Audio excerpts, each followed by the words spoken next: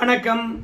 என்ன செய்தி பார்க்க போறோம்னு கேட்டீங்கன்னா, ஓட்டம் எடுத்த ஆர் ராசா, மண்டியிட்ட ஸ்டாலின், தோல்விக்கு பிறகு திமுகவினுடைய பரிதாப நிலைதான். கடமை, கண்ணியம், கட்டுப்பாடு இது திமுகவுக்கு இருக்கணும் அப்படின்னு அண்ணா அவர்கள் சொன்னாரு. ஆனால் இந்த தோல்விக்கு பிறகு கடமையும் மறந்துட்டாங்க, கண்ணியத்தையும் மறந்துட்டாங்க, கட்டுப்பாடையும் மறந்துட்டாங்க. அதுலேயும் திமுகவில் மாநில பொறுப்பு இருக்காங்கல்ல, அவர்களே கண்ணியமற்ற முறையில் விமர்சிக்கிறாங்க. இன்னைக்கு சமூக வலைத்தளத்தில் செம வைரல். எல்லா அரசியல் தலைவர்களும் கழுவி கழுவி ஊத்துறாங்க, திமுகவுக்கு கிளாஸ் எடுக்கிறாங்க. குறிப்பா நம்முடைய ஆர் ராசா அவர்களுக்கு கிளாஸ் எடுக்கிறாங்க. பார்த்தாரு ஆர் ராசா, காலையில் நம்ம ட்வீட் போட்டது தப்பு தான் அப்படின்னு சொல்லிவிட்டு அந்த ட்வீட்டை டெலீட் பண்ணிட்டு ஓடியே போயிட்டாரு. ஆனால் டெலீட் பண்ண ட்வீட்டை வச்சுக்கிட்டு ஊடகமானது விவாதம் நடத்துது. இப்போ விவாதம் நடத்துறதுனால அந்த கட்சி தலைவர் அதுக்கு விளக்கம் அளிக்க வேண்டியதாக இருக்குது. அவர் ஒரே அடியாக படுத்துட்டாரு. ஸோ கூட்டணி கட்சிகளை பொறுத்த வரைக்கும் திமுகவுக்கு உழைச்சிருக்க மாட்டாங்களா? திமுக மட்டும்தானே கூட்டணி கட்சிகளுக்கு உழைச்சிருக்கோம். திமுக கூட்டணியில் இருந்த கட்சியினுடைய வாக்குகள் திமுகவுக்கு போயிருக்காதா? பரஸ்பரம் ரெண்டு கட்சியுடைய வாக்குகளும் தேர்தலில் ஒருத்தருக்கு மாற்றி ஒருத்தருக்கு போயிருக்கும். அப்படி போனதுனால தான் கட்சிகள் வெற்றி பெறுது. அதனால ஏதோ விசிக வெற்றி பெறதுக்கு திமுக மட்டும்தான் காரணம் அப்படின்னு ஆர் ராசா கருதுகின்றார். அது எப்படி நியாயமா இருக்கும்? விசிக இருந்துச்சுன்னா திமுக வெற்றி பெறும் என்று நினைச்சதுனால தானே விசிகாவை 8 தொகுதி கொடுத்தீங்க. விசிக இருந்தா பட்டியலினத்தவர் ஓட்டானது திமுக வரும் என்று தானே நீங்க நினைச்சீங்க. அதனால தானே விசிகாவை அழைச்சிங்க, விருந்து வச்சிங்க, பிரச்சாரத்துக்கு கூப்பிட்டீங்க. அண்ணா திருமாவளவன் யார் தெரியுமா என்று அவருக்கு புகழ் உரையெல்லாம் தந்தீங்க. அதனால தேர்தல் முடிந்த பிறகு கூட்டணி கட்சி தலைவர்களை பொறுத்த வரைக்கும் அவங்க கட்சி நிலைப்பாடு எங்க வேணாலும் போவாங்க, அவங்கள தடுத்து நிறுத்த முடியாது. தேர்தலில் ரெண்டு பேரும் சமமான பங்களிப்பு அளித்திருக்கிறீங்க, சின்ன கட்சியோ பெரிய கட்சியோ. ஆனா உங்க கட்சி வெற்றிக்கு அவங்க உதவி இருக்காங்களா இல்லையா? அப்படி இருக்கும்போது விசிக ஒரு கூட்டணி விட்டு விலகுகின்ற போது திமுகவுக்கு நாங்க எவ்வளவு உதவணும் தெரியுமா, எங்க வாக்குகள் எவ்வளவு போயிருக்கு தெரியுமா திமுகவுக்கு அப்படின்னு அவங்க எங்கேயாவது பேசினாங்களா? இல்ல நாங்க இல்லனா திமுக வெற்றி பெற்றிருக்குமா அப்படின்னு ஏதாவது சொல்லியிருக்காங்களா? அது என்ன, அது திமுக மட்டுமே ஒரு திமிர்தனம். அதையும் ஆர் ராசா பொறுத்த வரைக்கும் ஒரு பட்டியலின தலைவரை இவரும் பட்டியலினத்தில் இருந்துகிட்டு இவ்வளவு கேவலமா பேசலாமா? அந்த கட்சியை அவ்வளவு கேவலமா பேசலாமா? அப்படி என்ன கேவலமா பேசிட்டாருன்னு தானே கேக்குறீங்க. காலையில போட்டாருல்ல ஆர் ராசா ட்வீட், அந்த ட்வீட் நான் படிக்கிறேன். அதுல எந்த அளவுக்கு ஆபாசம் இருக்குதுன்றத நீங்களே சொல்லுங்களேன். இந்திய யூனியன் முஸ்லீம் லீக் அவங்க ஏணி சின்னத்துல போட்டிட்டாங்க. அப்படி போட்டிட்டதுனால அந்த ஏணி சின்னத்தையும் குறிப்பிடுகின்றார் ஆர் ராசா. முன்னேற தரப்பட்ட ஏணியும் மூட சாதியை நொறுக்க வேண்டிய சிறுத்தையும் வெறும் விசில் சத்தத்துக்கு மட்டும் முட்டு கொடுக்குமானால் பூ முடித்தவனை புறம் தள்ளிவிட்டு புணர்ச்சிக்கு வேறு இடம் தேடுவதில் தவறில்லை அப்படின்னு ட்வீட் போட்டிருக்கார். நாங்க மீண்டும் போராடுவோம், மீண்டும் வெற்றி பெறுவோம் அப்படின்னு ஆர் ராசா அவர்கள் காலையில ட்வீட் போட்டார். இது எப்படின்னு கேட்டீங்கன்னா, விசிக எங்களால தான் வெற்றி பெற்றது, ஆனால் தவேக அமைச்சரவையில் போய் இடம் பெறாங்க, இது எங்க கட்சிக்கு துரோகம் இல்லையா? கட்டணமா ஒருத்தருப்பான், கண்டவங்கிட்ட போய் கால் தூக்கலாமா அப்படின்னு விமர்சனம் பண்ணி இருக்கின்றார் நம்முடைய ஆர் ராசா அவர்கள். எப்பவுமே ஆபாசமா தான் பேசுவார் போல.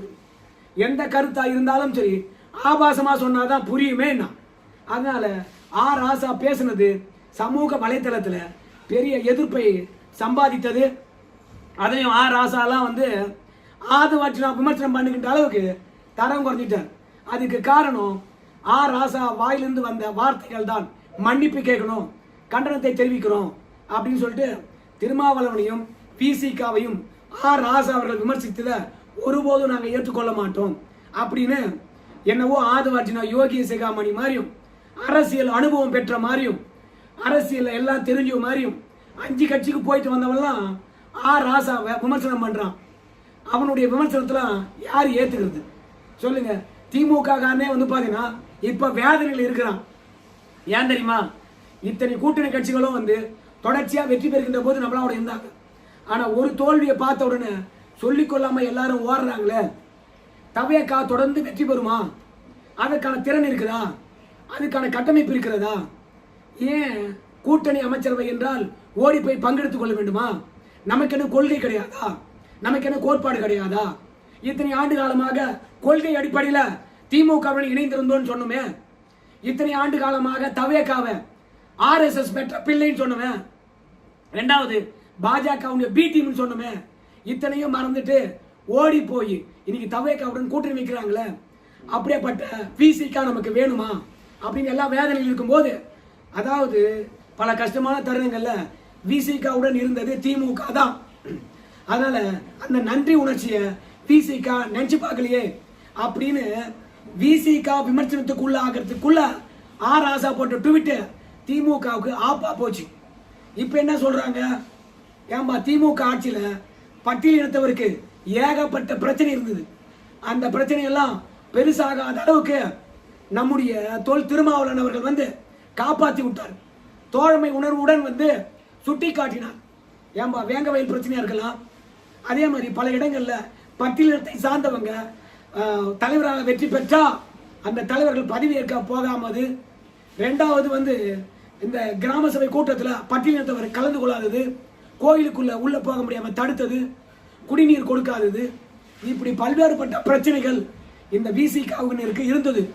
கொடி கூட ஏற்றமுள்ள விசிகாவுனது அவ்வளவு பிரச்சனை இருந்தாலும் திருமாவளவன் ஒருத்தர் தான் வந்து திமுகவுக்கு முட்டு கொடுத்து காப்பாற்றினார். அப்பேற்பட்ட கட்சியை விமர்சிக்கின்ற பொழுது எவ்வளவு பார்த்து விமர்சிக்கணும். ஆனா ராசா அவர்கள் விசிகாவுடைய தியாகத்தை எல்லாம் புரிஞ்சு கொள்ளாம கண்டபடி விமர்சனம் பண்ணி தொலைச்சிட்டார். அந்த ஆபாச ட்வீட் ஆனது திமுகவுக்கு எதிராக மாறி போச்சு. எல்லாரும் கண்டித்தாங்க. உடனடியாக அந்த ட்வீட்டை டெலீட் பண்ணிட்டு ராசா அவர்கள் ஓடிட்டார். இருந்தாலும் தான் போட்ட ட்வீட்டு நல்லது தான் அப்படின்னு அவர் முட்டு கொடுக்கணுமா இல்லையா? பின்னாடி வந்து ஒரு ட்வீட்டை போட்டிருக்காரு ராசா. அது கூட நம்ம புறநானூர்ல இருந்த பாடலை சுட்டி காட்டி ட்வீட் போட்டிருக்காரு.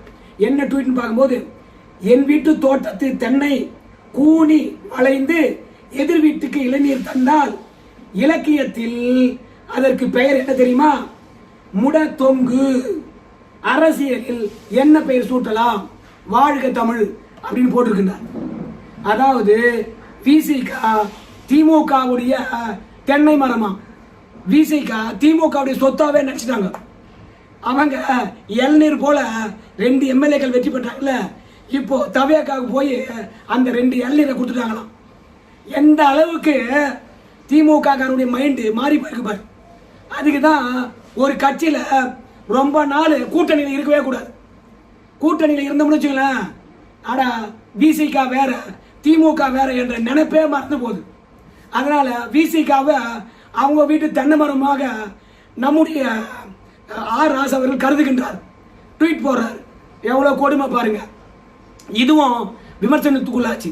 அப்படியே விமர்சனத்துக்குள்ளான பிறகு உடனடியாக ரொம்ப பெருசாகிட்டே போகுது. நாமளும் இப்போ தோத்துட்டு இருக்கிறோம். உடனடியாக அரசியல் விமர்சனங்கள் என்ற போர்வில் இருக்கிறவங்க எல்லாம் திமுகவுக்கு ஏன் இவ்வளவு பதட்டம்? என்ன கூட்டணி கட்சிகள் எல்லாம் திமுக அடிமையா? எத்தனையோ தோல்வியை பார்த்த கட்சி, 75 ஆண்டு காலம் பவள விழா கண்ட கட்சி, ஒரு கூட்டணி கட்சியானது அதனுடைய நிலைப்பாட்டில் வெளியேறினா இப்படிதான் விமர்சிப்பீங்களா அப்படின்னு சொல்ல, உடனடியாக முன்னாள் முதலமைச்சர் ஸ்டாலின் அவர்கள் வந்து வேற ஒரு ட்வீட் போறார். வன்னியரசு அவர்களுக்கு வாழ்த்து தெரிவித்து விட்டு, யாரை விமர்சனம் பண்ணாலும் சரி கண்ணியமாக விமர்சனம் பண்ணுங்க. ஏன்னா நம்ம அண்ணா வழி வந்தோம், பெரியார் வழி வந்தோம், கலைஞர் நம்மளை வழி நடத்தி இருக்கின்றார், நம்ம கட்சிக்கு கண்ணியம் இருக்குது, அதே மாதிரி கட்டுப்பாடு இருக்குது. அதனால கடமை தவறாம யாரையும் விமர்சனம் பண்ணக்கூடாது. அந்த கட்சியினுடைய கொள்கை நிலைப்பாடு யார்கிட்ட வேணுமானாலும் போகலாம், அவங்க எந்த பதவி ஒன்றாலும் பெறலாம். நம்ம கொஞ்சம் அரசியல் நாகரிகம் கருதி கண்ணியமாக நம்ம விமர்சிக்கணும் அப்படின்னு சொல்லிட்டு ஊடகமானது முதுகுல ஏறி திமுக மீது குத்துன்னு குத்தும் போது நம்ம முன்னாள் முதலமைச்சர் ஸ்டாலின் மண்டிட்டுட்டோம்பா, எங்க ட்வீட்டை வச்சுக்கிட்டு எங்களை கலாய்க்காதீங்க, ராசா தான் அறிவில்லாம போட்டாரு, நீங்களும் அதை வச்சு ஓட்டுன்னு ஓட்டுறீங்களாப்பா, இல்லை நியாயமா இருக்குமா அப்படின்னு சொல்ற மாதிரி அவருக்காக நான் மன்னிப்பு கேட்கிறேன் என்ற ரேஞ்சில் ஏம்பா நம்ம கட்சி தலைவர்கள் யாரும் கண்ணியம் தவறி விமர்சனம் பண்ணாதீங்கப்பா அப்படின்னு வந்து மு.க. ஸ்டாலின் அவர்கள் ட்வீட் போட்டிருக்காருங்க. தொண்டை சுத்தமாக போயிடுச்சு. அதோட நம்முடைய RS பாரதி பாருங்க, எதிராளி எப்படி விமர்சனம் பண்றாரோ அப்படிதான் நானும் விமர்சனம் பண்ண முடியும். அவங்க நாகரிகமாக விமர்சனம் பண்ணாங்கன்னா நாங்களும் விமர்சனம் பண்ணுவோம் அப்படின்னு சொல்லிட்டு ராசாவுக்கு முட்டு கொடுத்துருக்கிறார். ஒரு பெண் தாலி கட்டணை விட்டுட்டு கட்டல் சுகத்துக்காக இன்னொருத்தர் இடத்துல போறா அப்படின்னு சொல்றது நாகரிகமான விமர்சனமா? திமுகவை யாரு கண்ணியம் இல்லாம முறையில் விமர்சித்தாங்க? அதுல ராசா சொல்றாரு, ஐயா சாமி நாங்க வந்து கடுமையா விமர்சனம் பண்ணலன்னா திமுக காரையன் அடங்கி போயிட்டான், அவனுக்கு சூடு சொன்னியா இல்லையா? இப்படி கண்டபடி விமர்சனம் பண்றாங்க, அவங்க காட்டமா பதிலளிக்கணுமா இல்லையா அப்படின்னு மக்களே கேட்பாங்க. அதனால யாரு எப்படி விமர்சனம் பண்றாங்களோ அதுக்கு ஏற்ற மாதிரி நாங்களும் விமர்சனம் பண்ணுவோம் அப்படின்னு வந்து ராசா அவர்களுக்கு RS பாரதி அவர்கள் முட்டு கொடுத்திருக்கின்றார்கள். தோல்வி அடைந்த பிறகு பல பேர் திமுக விட்டு வெளியே போறாங்க. கட்சிக்காக யாரும் உழைக்கிற மாதிரி தெரியல. திமுக கூட்டணி கட்சிகளும் இல்லை, பெரும் தலைகளும் திமுகவுடன் இல்லை. கட்சி எழுந்து வருமா என்பதே சந்தேகமா இருக்குது. அதிமுகவில் பிளவு இருந்தாலும் திமுக அடைந்த படுதோல்வி அதிமுக அடையல.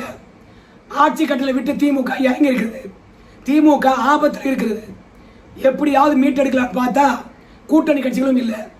இனிமே போன கூட்டணி கட்சிகள் திரும்பி வராது போல இருக்குது. அதனால அந்த கட்சிகள் துரோகி என்று அடையாளப்படுத்த வேண்டும். நம்பிக்கை துரோகிகள். வெற்றி பெற்றவர்கள் எங்களுடன் தானே இருக்கணும். ஆபத்து நேரத்தில் தானே எங்களுடன் இருக்கணும். ஆபத்து நேரத்தில் எங்களை விட்டு அடுத்தவங்களாண்ட போகலாமா அப்படின்னு சொல்லிட்டு RS பாரதி அவர்கள் கூட்டணி கட்சிகளுக்கு தவறான அடையாளத்தை கொடுக்கலான்னு பார்த்தாரு. ஆனா தவறான அடையாளமானது திமுகவுக்கு எதிராகவே ஆப்பாக மாறி இருக்குது. மு.க. ஸ்டாலின் மண்டியிட்ட பிறகும் ஒன்றும் நடக்கல. ராசா ட்விட்டை டெலிட் பண்ணிட்டு ஓடியே போயிட்டாரு. நான் பேசுறது புரிஞ்சுதா? நன்றிங்க இந்த வீடியோவை பார்த்தவர்களுக்கு.